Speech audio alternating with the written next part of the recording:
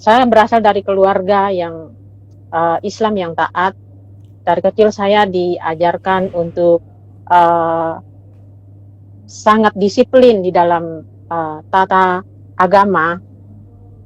Kakek saya seorang penceramah di setiap tempat-tempat, rumah-rumah. Jadi dari sejak kecil itu saya sudah tahu.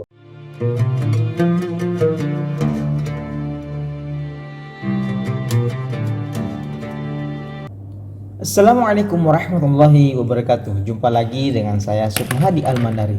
Ikhwafillah yang insyaallah dimuliakan oleh Allah Subhanahu wa taala. Saya ucapkan terima kasih banyak kepada seluruh subscriber, dan untuk sahabat dakwah yang baru bergabung, jangan lupa tekan tombol like, share dan subscribe. Ikhwafillah, kita akan lanjutkan konten dakwah kita. Kali ini kita akan membahas konten dakwah. Ini ada murtadin ya. Ada lagi murtadin ya. Dia mengaku sebagai murtadin, bahkan dia mengaku bahwa dia berasal dari keluarga penceramah, keluarganya pada ustadz-ustadz, kemudian endingnya bikin geleng-geleng kepala dalam pengakuannya.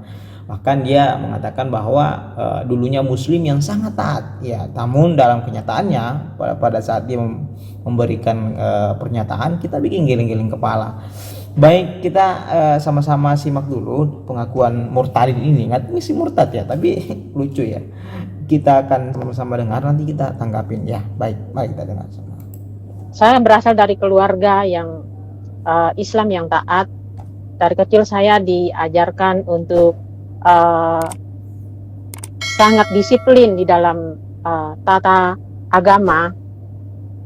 Kakek saya seorang penceramah di setiap tempat-tempat, rumah-rumah. Jadi dari sejak kecil itu saya sudah tahu seberapa baiknya menurut dulu itu Islam itu seperti apa. Saya belajar ngaji dan saya juga khatam Quran. Setiap ada acara MTQ, saya juga ikut lomba dan saya juara. Ikhwafillah, itu tadi sebuah pengakuan dari seorang murtadin ya. Aku murtad, katanya dulunya mengaku ya dulunya muslim yang sangat taat, kemudian bahkan rajin mengaji, khatam Al-Quran, bahkan dia ikut MTQ itu musabaqah tilawatil Quran, ini perlombaan baca Quran, bahkan dia juara, kata dia gitu, khatam Al-Quran, kemudian dia juara sempat juara 1. Masya Allah, luar biasa sekali pengakuan murtadin ini. Baik, kita lanjutkan, kira-kira apa lagi pengakuan dia. Banyak sekali hal yang indah yang pernah saya alami dulu ketika saya masih di Islam. Saya berguru tentang sebuah ilmu-ilmu, karena di dalam Islam itu kita harus dituntut untuk banyak berguru tentang ilmu kebatinan, ilmu segala macam ilmu. Terutama ilmu yang saya pelajari waktu itu adalah dalam bahasa Islamnya itu mahabbah, istilahnya ilmu pelet. Baik ikhwah ya Allah ya Karim, kita hargai orang ini karena sepertinya dia lebih dewasa atau bahasanya lebih tua dari kita ya. Tapi mohon maaf apa yang dia sampaikan ini bikin kita geleng-geleng kepala, bikin kita tertawa ya, karena apa yang disampaikan katanya tadi dia adalah backgroundnya dari keluarga penceramah, rajin ngaji, khatam Al-Quran, bahkan dia berkali-kali ikut lomba Al-Quran atau MTQ, dia juara. Tapi kata dia ya, keterangan tadi ini katanya umat Islam itu sebagai umat Islam wajib mempelajari ilmu pelet. Ya Allah ya Rabb, ilmu pelet ini dari mana, rujukannya dari mana, dalil Al-Qur'annya mana? Tidak ada sama sekali kayak gitu. Bahkan kata dia wajib belajar ilmu kebatinan. Ini sangat jelas sangat menyimpang ya, karena ilmu pelet, ilmu kebatinan itu bekerja sama dengan jin kafir, syaitan, dan dalam agama Islam orang yang belajar ilmu pelet, ilmu kebatinan yang menyesatkan itu adalah sebuah kesyirikan. Bahkan dalam kitab-kitab ilmu majah, Imam Ahmad, Abu Daud sudah sepakat bahwa itu adalah sebuah kesyirikan. Ingat ya, bahwa la may yusyrik billah faqad haramallahu alaihil jannah.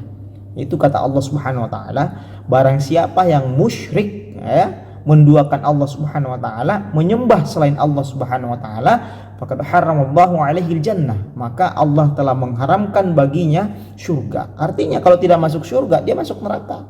Ya, ini sangat-sangat jauh sekali.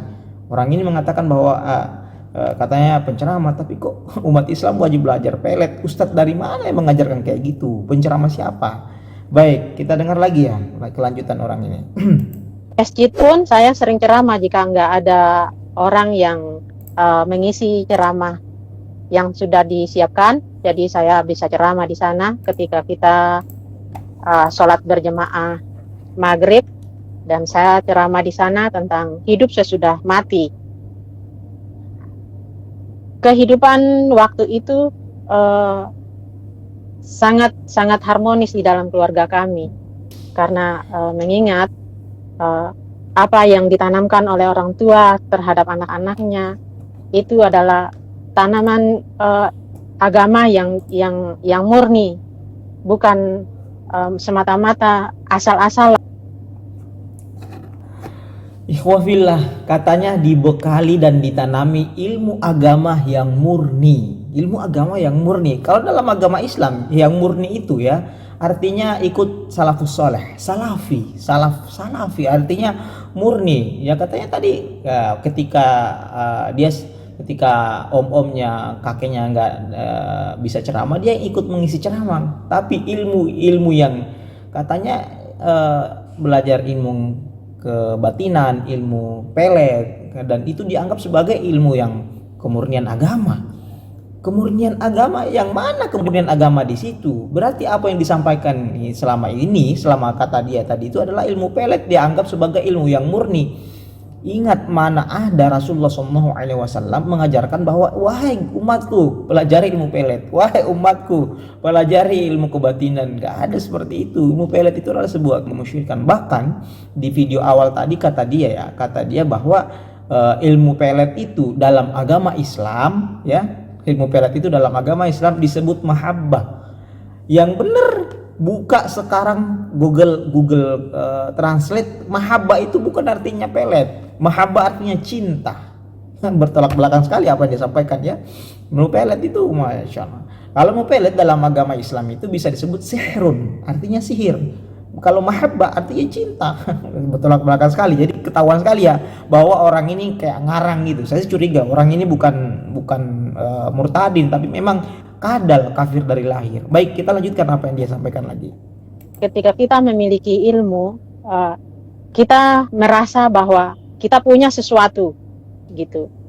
Jadi saya datang berguru pada seorang tua. Saya diajarkan tentang ilmu tembus pandang, terus ilmu pelet, bahkan ketika misalnya ada kita menyukai seseorang,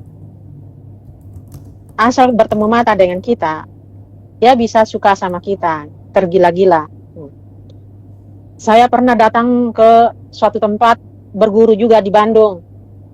Di sana saya datang ke tempat orang tua,